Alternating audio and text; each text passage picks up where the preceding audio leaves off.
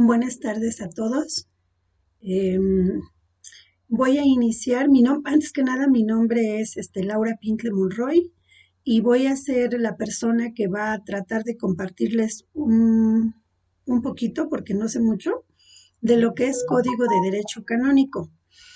Este curso el semestre pasado se estuvo dando y llegamos hasta la parte de lo que es orden sacerdotal. Luego voy a explicar por qué esto. Pero, pues a petición de la maestra Geno me dice que vuelva yo a dar el curso, pero desde el principio. Mi idea era retomarla a partir de donde nos quedamos, pero bueno, yo obedezco. La maestra es la coordinadora y con gusto yo accedo a lo que ella me está solicitando. Entonces me dice que haga yo un repaso desde la primera clase. Entonces, estas clases no están grabadas, las vamos a empezar a grabar. Yo espero que sean lo más claras posibles porque estas las di presenciales en su momento y pues a lo mejor ahorita habrá cosas que ya no mencione, cosas que mencione de más, no lo sé, pero bueno, vamos a tratar de que sea lo más agradable posible.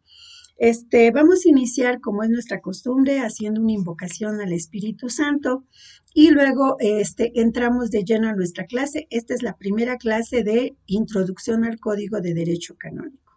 Bueno, entonces vamos a ver.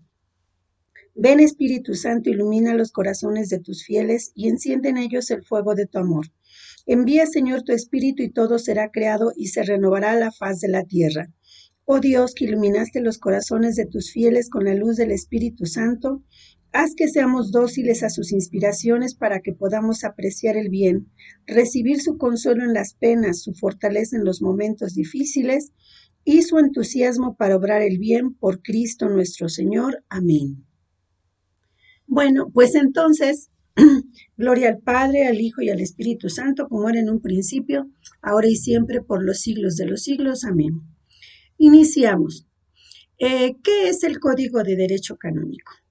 Eh, Vamos a, antes que nada, a partir de que hace tiempo la Iglesia, siempre hemos considerado que la Iglesia es una sociedad espiritual, pero también es externa, está en el mundo y es visible para todos. Entonces aquí nos dan una definición donde nos dicen que es iglesia, dice que es una comunión espiritual de fe, esperanza y amor y simultáneamente es una unión visible, sociedad dotada de organismos jerárquicos. Bueno, entonces, ¿qué quiere decir con esta? Que la iglesia tiene una doble naturaleza, una humana y una divina. Entonces, si la vemos como eh, una comunidad divina, pues entonces no necesitaríamos más que los 10 mandamientos, ¿verdad?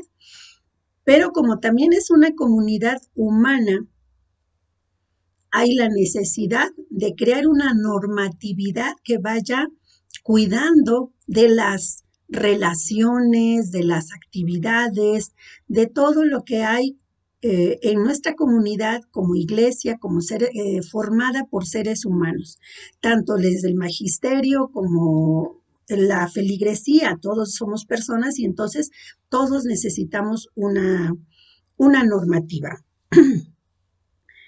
Dice, la Iglesia siempre ha tenido una normatividad, pero un primer código en el sentido estricto del vocablo solo lo tuvo a partir del año de 1917 con el Papa Pío X. ¿Qué quiere decir? Que anteriormente había reglas, o sea, pero eran reglas que de alguna manera se daban implícitas, que se daba por sentado que todos conocían lo que se podía, lo que no se podía hacer, pero había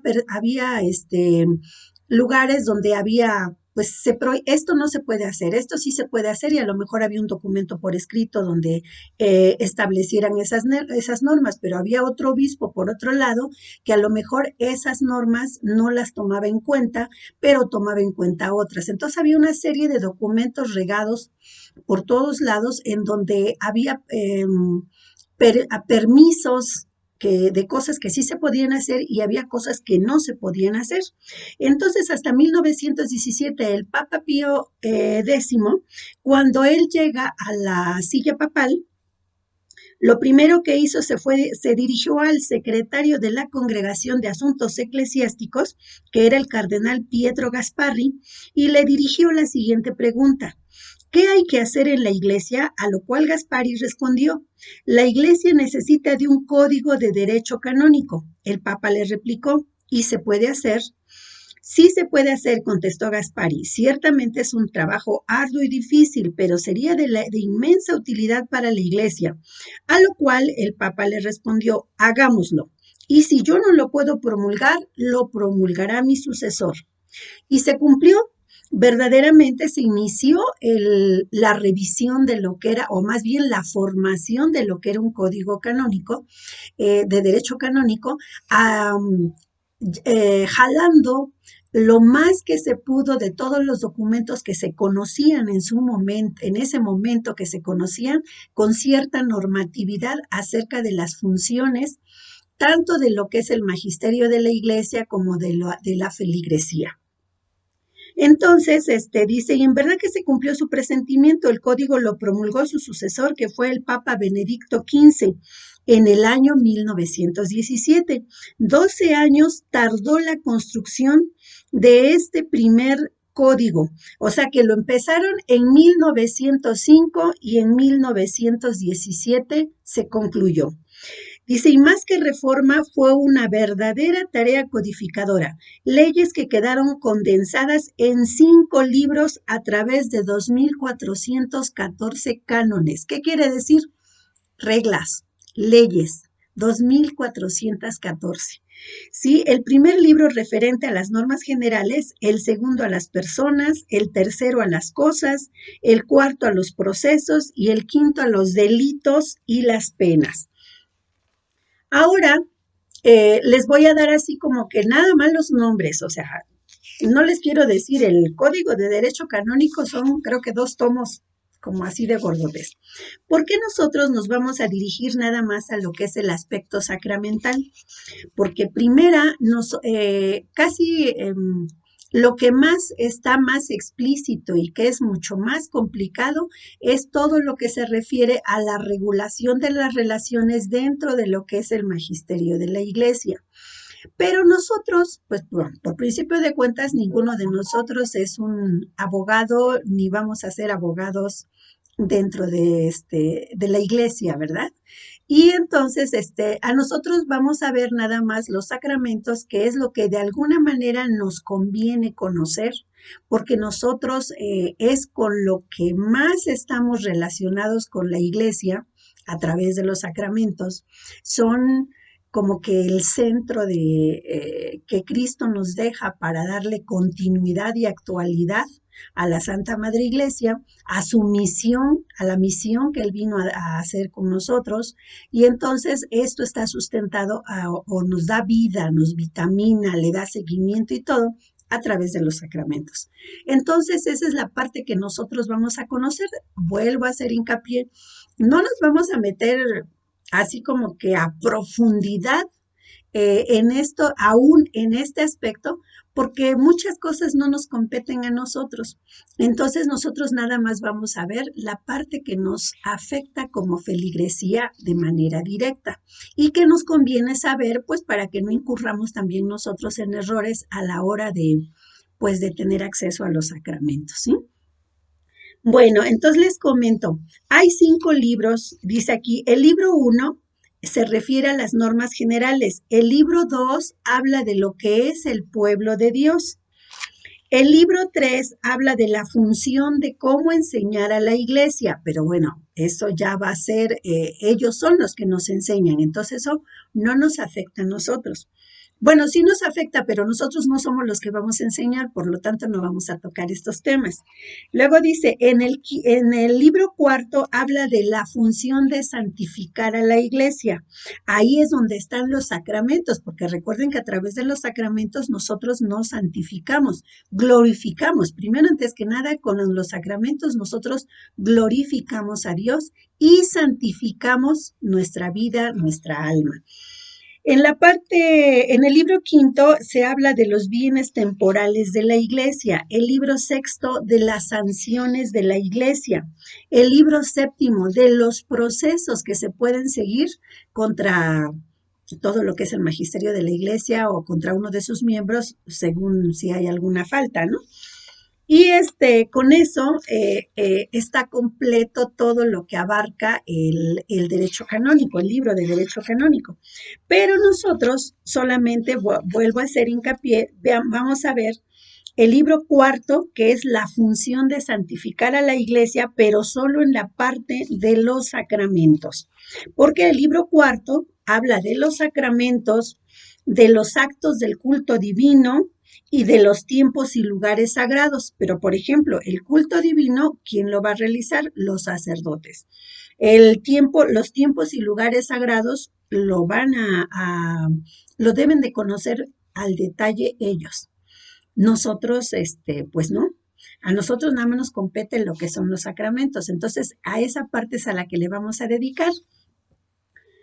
Quienes se estén integrando de manera nueva o para los que ya estaban en el grupo anterior, vuelvo a recordarles que el libro que nosotros vamos a llevar en este curso, a ver si se puede ver, no se ve muy bien, pero les comento, el libro se llama ¿Cómo usar el derecho canónico?, que es un resumen práctico para el uso pastoral. El libro está escrito por Kevin E. McKenna. Entonces, la maestra Geno ya tiene, igual que todos los alumnos del curso anterior, ya tienen este libro. Si hay alguna persona nueva que se esté integrando a estos cursos, pues ojalá y se ponga en contacto con la maestra Geno para que pueda tener también su libro, porque vamos a ir trabajando sobre esto. Yo les voy a ir poniendo en el WhatsApp un cuestionario que, por ejemplo, ahorita yo voy a terminar el video y por WhatsApp le voy a sacar una foto al cuestionario para que me haga el favor la maestra Geno de hacérselos llegar a todos y que lo contesten. Los que ya estuvieron en el curso anterior, pues para ellos ya nada más es repaso. Si hay alguna persona nueva, bueno, pues esa ya le va a servir este cuestionario para que lo conteste y empiece a tener su curso completo. Bueno, entonces aquí nos dice, vamos a ir a la parte de los sacramentos, que va a ser el primero bautismo, confirmación, la Eucaristía, penitencia, unción de enfermos, orden sacerdotal y matrimonio. En el curso anterior, pues ya habíamos llegado hasta orden sacerdotal, vimos la introducción, por así decirlo, y pues ahí nos quedamos nosotros. Entonces, ahorita vamos a retomar otra vez desde el principio. Entonces ya vimos por qué vamos a ver nosotros lo que es nada más sacramentos. Bueno, dice, ¿por qué es tan importante un sistema legal para la iglesia? ¿Por qué es necesario que haya reglas para administrar justicia? Recordemos que en la comunidad judía observar la ley, me estoy refiriendo a la ley mosaica, era primero y más importante que la práctica de la religión. Por ello San Pablo nos dice en Gálatas 2:16, sabemos, sin embargo, que Dios salva al hombre por la fe en Jesucristo, no por el cumplimiento de la ley. En efecto, por el cumplimiento de la ley, nadie obtendrá la salvación. Aquí nos hacemos una observación. Este versículo es del cual se han apegado la mayoría de lo que es el protestantismo para decir que es importante la fe y no las obras. Aquí el asunto es que ellos nada más mencionan regularmente este versículo, pero no se van a la epístola de Santiago, no se van a las mismas epístolas de San Pablo, en donde más adelante él hace referencia a que tener una fe sin obras, pues no es nada. ¿Sí? O sin amor no es nada. O sea, todo tiene que estar en un engranaje perfecto, porque si hay más de una que de otra, está incompleto.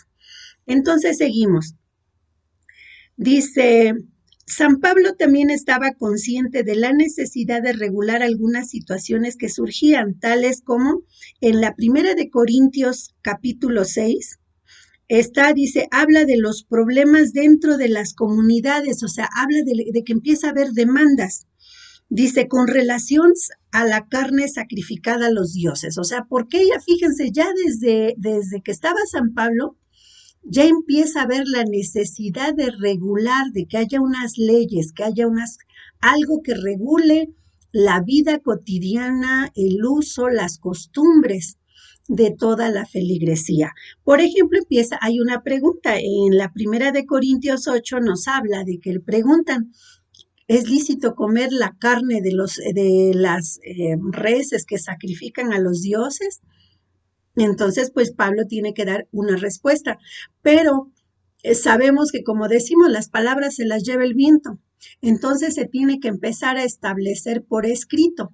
Entonces hay algunas leyes, hay algunas respuestas o reglas o leyes que se empiezan a establecer y que se queda una escuela por escrito, pero no todas se establecieron por escrito, unas ya se dieron por entendido y así se quedaron. En el 1 de Corintios 14, del 1 al 33, habla de qué pasa, cómo está, qué tan permitido es el uso de los carismas, de los dones que reciben algunas personas, ¿sí? Entonces también se tiene que, San Pablo tiene que dejar por escrito de alguna manera qué se tiene que hacer en estas circunstancias. En 1 Corintios 7, del 12 al 16, nos habla, también le van a cuestionar qué pasa cuando dentro de un matrimonio uno de los dos es pagano y el otro es creyente. El creyente tiene que rechazar a su pareja o o va a poder seguir conviviendo con la pareja aunque la pareja sea pagana, ¿no? Entonces, ahí es donde San Pablo también da una respuesta que hasta la presente, esa respuesta que él da es lo que se conoce como el derecho paulino, ¿sí? Que bueno, más adelante vamos a platicar más al detalle en qué consiste. Luego dice, luego en nuestros tiempos, la ley sigue siendo necesaria siempre que la ley fomente el respeto y la dignidad del individuo y no se anteponga o contravenga a la fe de Dios. Entonces, ¿qué quiere decir? Que la ley que nosotros establezcamos para cuestiones humanas es necesaria, pero esta ley nunca va a estar por encima de lo que es la ley divina. Cualquier ley que se llegara a establecer, pero que contraviene, está en contra o desvirtúa de alguna manera la ley divina, pues entonces fuera. O sea, no tenemos ni siquiera por qué tenerla en cuenta. ¿Sí? Aquí, por ejemplo, hablando en nuestros tiempos, se ha hablado mucho pues, de todo el problema que trae, de todas las situaciones que se le están presentando al Santo Papa, de que si se legaliza el aborto, de que si se legaliza la unión de parejas gay, todo este tipo de situaciones, ¿sí? Y entonces, pues no vamos a entrar en la controversia porque no es nuestro punto, ¿verdad? Lo único que quiero hacer el comentario es que claramente nos dicen que si en determinado momento, por ejemplo, vamos a suponer que por cuestión que solamente Dios sabe, llegara alguien a decir que el aborto está autorizado, como contraviene la ley divina que dice no matarás, nosotros así haya 20 leyes que digan que se debe de abortar, que es correcto, que es lícito abortar, para nosotros como creyentes, para nosotros no tenemos que hacer caso de esa ley. ¿Por qué? Porque esa ley es una ley humana que está contraviniendo la ley divina. Entonces, a eso es a lo que se refiere este comentario, ¿sí? Bueno, dice, por lo tanto, la necesidad de leyes es una realidad básica en nuestra vida como cristianos dentro de la vida sacramental de la Iglesia. Las leyes que conocemos tienen como objetivo eliminar tensiones, dudas y controversias y surgen frecuentemente aún entre los pastores en relación con las normas que aplican a la vida sacramental en la Iglesia. verbigracia, por ejemplo, pues también otra discusión que está muy presente en estos tiempos, el hecho de que los sacerdotes puedan o no contraer matrimonio. Aquí el asunto, entonces, pues, por ejemplo, habrá sacerdotes que digan, ¿por qué en la iglesia oriental hay algunos sacerdotes casados y aquí en el occidente no está permitido el matrimonio para los sacerdotes? Bueno, aquí es a lo que se está refiriendo. Dentro de los mismos pastores hay normas de la vida sacramental en las que no están de acuerdo.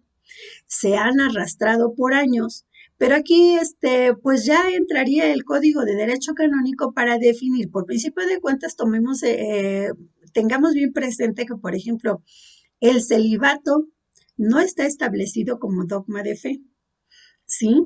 Pero obviamente el que no esté establecido como dogma de fe no abre la puerta para que exijamos o esperemos que el Papa tiene que autorizar el matrimonio de los sacerdotes, porque si aun cuando aleguen que en los primeros siglos los sacerdotes en su mayoría hubo muchos casados, hubo papas casados, cosas por el estilo. Pues sí, pero si en determinado siglo hubo como regla, se estableció que el celibato era obligatorio para la vida sacerdotal, pues es porque hubo razones para ello y razones de peso importantes que se vinieron respetando desde el siglo III, IV, por allí, que fue cuando se dio la orden de que se tenían que ser célibes los sacerdotes hasta nuestros tiempos. Entonces, si había funcionado bien por todos estos siglos, pues como que ahorita no se le ve una razón de peso como para revertir esa regla, ¿sí? Y no importa que en determinado momento hablen de la pederastía y de todo ese tipo de cosas, o sea, no vamos a entrar ahorita en discusión al respecto, pero aparentemente quisieran hacernos ver como que al autorizar el matrimonio de los sacerdotes, ya se va a acabar la pederastía, y no es cierto, porque esto, si vemos en nuestro mundo civil, la mayoría de los que son pederastas son hombres casados, ¿sí? Son papás que abusan luego de sus propios hijos.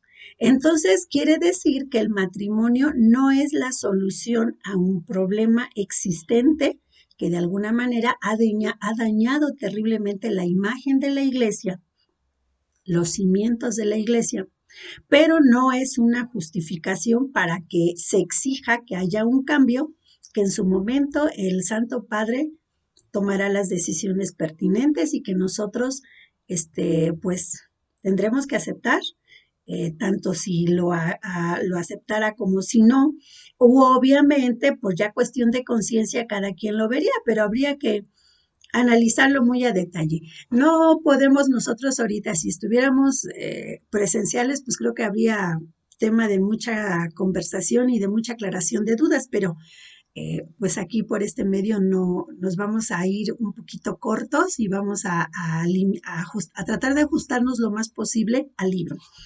Entonces dice, este curso es para ver de forma sencilla y resumida las miles de leyes que existen en el Código del Derecho Canónico, refiriéndose a los puntos más usuales de nuestra vida cristiana inmersa en los sacramentos. Este curso se basa en la legislación del Código de Derecho Canónico de 1983. ¿Qué quiere decir? Que si hace rato les estaba diciendo que empezaron el primer código, lo empezaron a hacer, dice aquí que lo empezaron a hacer en 1905 y fue promulgado hasta 1917. Ese fue el primero que se hizo, pero el que nosotros ya vamos ahorita, con el que estamos viviendo en esta actualidad, fue emitido en 1983. Bueno, no emitido, vamos a decir que fue revisado, le agregaron cosas, le quitaron otras, en función a cómo había ido cambiando pues la vida en nuestra iglesia. Entonces, el que nosotros vamos a ver ahorita es el que es el último que se ha promulgado en 1983. La modesta finalidad de este curso es responder a las dudas frecuentes sobre sacramentos en relación con la nulidad, validez, permisos, todo este tipo de cosas, tanto en el matrimonio como en bautismos, todo lo que es la emisión de sacramentos, cuándo son válidos, cuándo no son válidos, cuándo se anulan, cuándo no existen, en fin, todo este tipo de situaciones. Vamos a ver cómo viene la historia, la introducción histórica. En Hechos de los Apóstoles, en Hechos 15, se narra de la reunión de líderes de la comunidad cristiana en Jerusalén para discutir el problema de los gentiles. ¿Cuál era ese problema? ¿Se acuerdan que ya nos habla de que había pleito entre los judíos y los gentiles? Porque los judíos decían que para que pudieran bautizarse, primero tenían que circuncidarse, digamos que cumplir con ciertos rituales de la ley mosaica para luego poder tener acceso al bautismo y a todo, al seguimiento de Jesús. Entonces decían ellos, pues se acuerdan que Pablo es el primero que, pues, que pone un alto y dice, a ver, no es importante el ritual judío para que puedan abrazar la fe cristiana. Ellos pueden bautizarse, pueden cumplir con todo esto, pero muy respetuoso de las jerarquías, San Pablo, consciente de que la iglesia había quedado bajo el liderazgo, por así decirlo, de San Pedro, manda emisarios con San Pedro para que le pregunten qué vamos a hacer con estos gentiles. ¿Se tienen que circuncidar para que se bauticen o pueden bautizarse inmediatamente? Yo dije esto, pero me someto a tu autoridad. ¿Qué quiere decir? Que entonces Pedro es el obispo de Roma. Entonces ya desde allí se empieza a establecer que el obispo de Roma es el que tiene la jerarquía sobre toda la iglesia, ¿sí? Sobre los demás obispos. O sea, no es que digamos, el poder jerárquico la autoridad jerárquica de un obispo, del obispo de México o del obispo de Inglaterra, no valga si todos tienen el mismo valor, pero todos ellos se tienen que someter a la autoridad del obispo de Roma.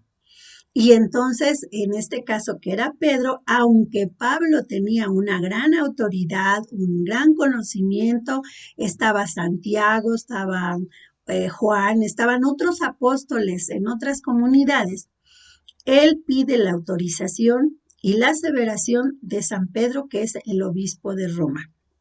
¿Sí? Y obviamente ahí, bueno, ya sería cuestión de analizar otra situación, porque alguien pudiera decir, pero no fue Pedro el que autorizó, fue Santiago. Bueno, lo que pasa es que en ese momento el que estaba al frente del lugar a donde llegaron los emisarios, el obispo ahí era Santiago. No obstante, el que da la respuesta final es Pedro. Santiago ya nada más, digamos que la promulga porque finalmente era su área. Pero el que da la autoridad, el que autoriza que no es necesario que se circunciden para poder bautizarse, es San Pedro. Los obispos se reunían en concilio para discutir los asuntos importantes que afectaban a la iglesia. Luego de estar de acuerdo, se formulaban cánones. ¿Qué son los cánones? Son normas o reglas que luego ya después de que se quedaban, esto es lo que se va a hacer, bueno, lo hacen por escrito y lo notificamos a los otros lugares para que se apeguen al cumplimiento de esto que nosotros ya decidimos. Bueno. Hagamos recuerdo de los principales acontecimientos que fundamentan el sistema legal de la Iglesia, o sea, que es el canon apostólico. Porque se recuerdan que está el canon palestino y el del que se apegan los protestantes y demás, pero nosotros tenemos un canon apostólico que está en función ¿cómo se llama? Pues a lo que tenemos establecido desde los 70, desde la traducción de los 70, ¿verdad?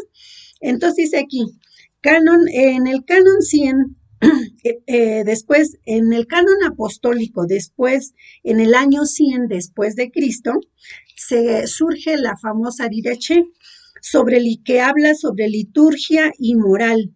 reglas sobre el bautismo, la Eucaristía, cómo se debían organizar las comunidades cristianas y la selección y consagración de las personas que se quedaban al frente de las comunidades. En el canon apostólico 218 después de Cristo sale la tradición apostólica, reglas para la consagración de obispos, sacerdotes y diáconos, así como reglas para confesores, catecúmenos, lectores y normas para la vida en comunidad de los creyentes. Ya vieron como que de los problemas que iban surgiendo, cada vez van haciendo, bueno, entonces surgió este problema, se emitían leyes para ese problema, pero a lo mejor en otro lado surgían otros problemas y entonces se hacían reglas para otro lado que no, esos problemas no surgían acá, bueno, pues acá no se tomaban en consideración, pero al hacer el canon que ya estamos hablando, se toman todas esas leyes escritas para hacer un solo libro al cual se tiene que ajustar toda la Iglesia Católica. Sigamos mirando. En el 250 después de Cristo aparece la Didascalia Apostolorum, que es el primer intento de la creación de un derecho canónico. O sea, ya hubo alguien que entonces dijo, bueno, pues voy a juntar lo más que se pueda y hago el código. Pues sí, pero nada más son los que pudo reunir, que tuvo a su alcance. Entonces quedó incompleta, ¿verdad? Dice, toca aspectos de las comunidades, consejos para las viudas, matrimonio, regula los ayunos y la manera de celebrar la Eucaristía. En el 325 después de Cristo viene el Concilio de Nicea. ¿Se acuerdan que pues hubo varios concilios, pero los más importantes que digamos que van determinando a la iglesia, el concilio de Nicea, el concilio de Éfeso, el concilio de... Ay, se me fueron los nombres.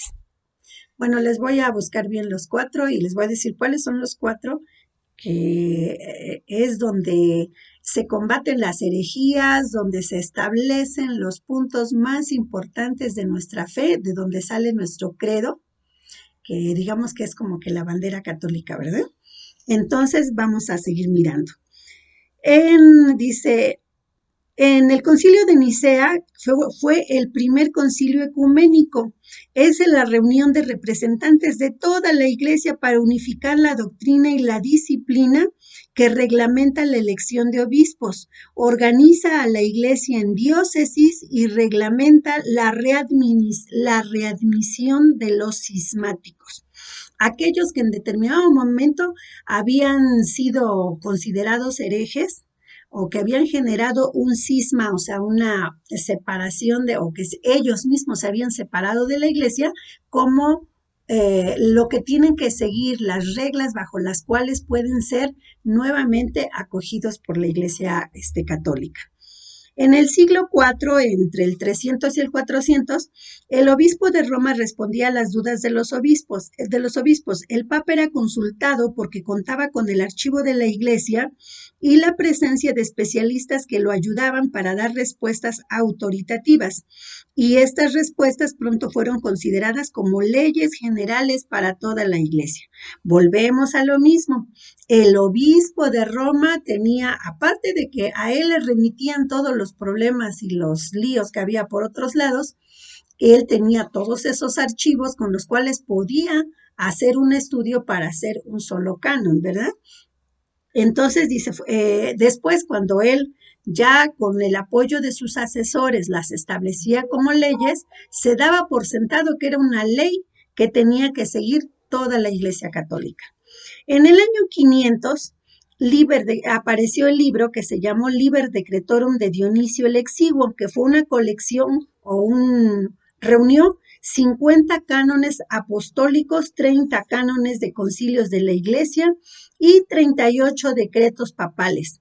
Esta colección se usó en los siguientes siglos, o sea, ya estuvo como que más completa, ya no nada más fue lo que reunió de otros obispos, sino que además le adjuntó lo que se había decidido, lo que se había acordado en los concilios. Entonces ya estaba un poquito más completo. En el año 800, la Lacheriana Dice, la hizo un sacerdote anónimo y se usó en la reforma carolingia. ¿Por qué le llamamos reforma carolingia? Es la reforma que viene a llevar a traer que se genera en la época de Carlomagno. Tocaba temas como la disciplina penitencial y las leyes de procedimientos. Muchos han alegado de que fue Carlomagno el que vino y prácticamente dicen él fue el que creó la Iglesia Católica, pero no es cierto. O sea, sabemos perfectamente que como todos, hizo su aportación a la Iglesia, pero no tiene él nada que ver directamente con el hecho de que la Iglesia, de la forma en que se gobernaba la Iglesia. En el año 1140 aparece el Concordia Discordantium o Canonum o Decretum. Había gran confusión por la variedad de documentos. Graciano enseñaba en la Universidad de Bolonia y unió las diversas colecciones en un todo coherente y se convirtió en referencia para los canonistas. O sea, hubo este señor, pues dice, como que está incompleto esto, le agregó algo que encontró por otros lados y entonces ya estaba un poquito más completo. Y ese canon se estuvo utilizando por muchos años. En el 1234 aparece los decretales de Gregorio IX. En este documento se actualiza el decretum, o sea, el del anterior, con los siguientes decretos papales y cánones conciliares. El Papa lo promulga formalmente, convirtiéndose así en una auténtica ley para toda la Iglesia. O sea que ya no fue ni un obispo ni una persona externa, ya es el Papa el que hace la recopilación lo decreta como el primer canon, el primer código. Después aparece en 1500 el Corpus Luris Canonici, compilación de Juan Chapuis y Vital de Tavis, que incluye el Decretorum de Graciano, los decretales de Gregorio IX y le agregan otras colecciones. Y en 1563, Concilio de Trento, que es la base doctrinal para la reforma de la Iglesia, incluye derechos y obligaciones de los clérigos. Este es otro de los que se me estaba pasando, que les decía, el Código de Nicea. El Código de Nicea, el Código de Trento y no, se los tengo que dar luego. Dice, base doctrinal para la reforma de la Iglesia que incluye derechos y obligaciones de clérigos, reglas que conciernen a las ordenaciones, procedimientos criminales, disciplinas penitenciales y sínodos. Ya está más completo todavía. Y en 1917 es aquel que vamos a estudiar nosotros en nuestro curso, que dice Código de Derecho Canónico, que fue trabajado por el cardenal Pedro Gaspari al frente de una comisión de cardenales que codificó la vasta tradición canónica en un todo orgánico y coherente. El código se promulgó después que el Papa Benedicto XV consultó con obispos y superiores de todo el mundo y lo promulgó el 27 de mayo de 1917. El Papa Juan XXIII en 1959 convocó una revisión del Código de Derecho Canónico y anunció el Concilio Vaticano II y un sínodo para la ciudad de Roma. El Papa Paulo VI determinó que el Código de Derecho Canónico se revisara hasta que concluyera el Concilio Vaticano II. O sea, aquí podemos ver que aún dentro del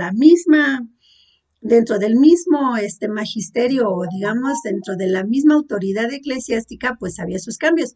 Hubo el Papa Paulo VI dijo, no es tan importante ahorita el Código de Derecho Canónico, no vamos a tener, por un lado el Concilio Vaticano II, vamos a estar trabajando en él y luego vamos a estar trabajando por otro lado con el Código de Derecho.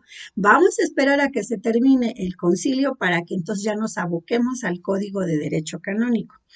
Dice, y finalmente se concluyó la revisión en el pontificado de Juan Pablo II. O sea que como podemos ver, ya llegaron a nuestros tiempos, porque ya todos estamos conscientes del Papa Juan Pablo II. El Papa Juan Pablo II promulgó el Código de Derecho Canónico el 2 de enero de 1983 y en octubre de 1990 el Código de Cánones para las Iglesias Orientales. ¿Cuáles son las iglesias orientales? Pues la iglesia ortodoxa griega, ¿sí? Bueno, entonces, como ya vieron, esto nada más fue la introducción al Código de Derecho Canónico. Entonces, voy a empezar ahorita a platicarles, dice, de el cuestionario, un cuestionario propuesto que yo manejo a base de pregunta-respuesta y sobre eso vamos desarrollando el tema. La primera pregunta que tenemos, ¿qué significa la palabra canon y de dónde se deriva? Dice, en nuestro libro dice que canon quiere decir regla o medida y se deriva de la palabra griego cano, con K de kilo, ¿sí? Ahora nosotros ya en nuestro español latino le escribimos con C de casa, canon, pero en su momento la palabra correcta, o sea, la palabra canon con C de casa se deriva de la palabra canon con K de kilo, que quiere decir regla o medida. Pregunta 2. ¿Por qué a la mayor parte de las normas legales se les llama eclesiásticas? Porque se originan en la autoridad de la Iglesia y no directamente de Dios. O sea, ¿qué quiere decir? Que al derivarse de la Iglesia, que recuerden que originalmente viene de la palabra eclesia. Iglesia viene de eclesia, de ahí el hecho de que se le llame normas eclesiásticas, normas para la iglesia, ¿sí? Y no, aclaremos que todas esas reglas están hechas por hombres, claro que buscando el bienestar de la feligresía con miras a que alcance su salvación y que quede bien establecido cómo se tienen que hacer las cosas, pero finalmente son reglas hechas por los hombres. Por eso era el comentario hace rato de que ninguna ley que sea hecha por hombres puede estar por encima de la ley establecida por Dios, que son las leyes divinas. Dice, bueno, entonces dice, porque se originan en la autoridad de la iglesia y no directamente de Dios. La tercera, ¿quién y en qué fecha promulgó el Código de Derecho Canónico para la Iglesia Latina? El Papa Juan Pablo II, el 25 de enero de 1983, es lo que acabamos de leer, ¿verdad? Que hasta 1983, después de que se terminó el Concilio Vaticano II, cuando ya estaba en el pontificado el Papa Juan Pablo II, es cuando se termina lo de la revisión del Código de Derecho Canónico y ya lo emite el Papa Juan Pablo II. Digamos que él es el que le da el visto bueno. En la pregunta 4, ¿se promulgó en la misma fecha el Código de Derecho Canónico para las iglesias orientales?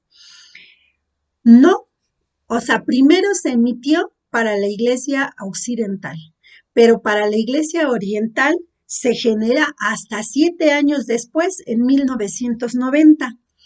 ¿Por qué? Pues porque originalmente no había, o sea, no había habido el acercamiento debido entre la iglesia oriental y la iglesia occidental. Recordemos que hasta que llega el Papa Juan Pablo II empiezan a haber los acercamientos entre ambas iglesias, ¿sí? Aún tenemos discrepancias. En su mayoría, es una de las iglesias que la iglesia católica reconoce cierta empatía y unión con las iglesias orientales, pero con la iglesia oriental, no así como por ejemplo con la iglesia anglicana o con la iglesia, no sé, la metodista o cualquier otra iglesia, no, la luterana, etcétera. No, no, no, todas esas ya son protestantes, pero estamos hablando de que en este caso de las iglesias, eh, la iglesia oriental tiene la mayor parte de puntos en común con la fe de la iglesia católica. Tiene sus discrepancias, pero no son al grado de que se puedan considerar en determinado momento como herejías. o que no son compatibles con lo que es la fe de la Iglesia Católica. Entonces, por lo tanto, es una de las iglesias que se mantiene en unión con la Iglesia Católica. Por esa razón, después de que se emite primero el Código de Derecho Canónico para las iglesias occidentales, se emite 9 años después el Código para la Iglesia Oriental. ¿Qué código es el que siguen los miembros del rito latino y los del rito oriental?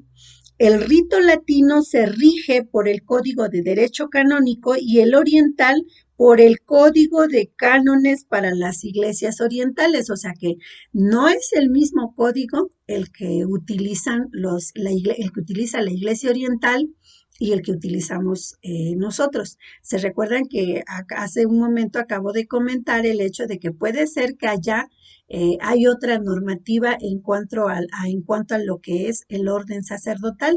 Tienen ciertas prerrogativas que en nuestra iglesia occidental no están permitidas, pero que no se consideran como que estén en contra de la fe, por lo tanto son aceptadas, ¿sí? En el punto 6, los modos y detalles de la celebración litúrgica de los sacramentos se encuentran en los cánones. No. A ver, ¿a qué se refiere esto? Dice, acá nosotros vamos a ver las reglas, los requisitos que se requieren para recibir un sacramento o cuando puede ser no válido el sacramento, en fin, todo ese tipo de cosas. Pero ya el detalle de cómo se tiene que realizar el sacramento en sí, lo que se tiene que decir, en dónde se tiene que hacer, cómo tiene que vestir el sacerdote, cómo tiene que ir la persona, el catecúmeno, cosa por el estilo. No, eso ya está en el ritual de cada sacramento. Entonces, escuchen, dicen, no. Estos están en los rituales de cada sacramento. En los cánones se encuentran principios generales de los sacramentos, cuándo se pueden celebrar, cuándo no, quiénes pueden aplicarlo, quiénes pueden recibirlo, condiciones para recibirlo, etcétera. Pero no viene cómo lo tienen que hacer, porque es para eso ya hay un ritual para cada uno de los sacramentos. O sea, si es orden sacerdotal, pues no, aquí no vamos a ver qué palabras son las que tienen que decir. A lo mejor lo vamos a hacer, lo vamos a dar a conocer por una cuestión de conocimiento general, pero no es lo que está contenido en los cánones, sino nada más la reglamentación, ¿sí? Bueno, entonces, pues yo creo que hasta acá nos vamos a quedar porque si no, se van a hacer los videos bastante grandes y entonces van a ser un poco pesados para quienes los abren en su celular. Entonces vamos a dejar hasta acá nuestra primera clase. Quiere decir que vimos hasta lo que son una parte de las orientaciones generales del derecho canónico. Esto lo tienen ustedes en su libro en la página 23. Hasta ahí nos quedamos.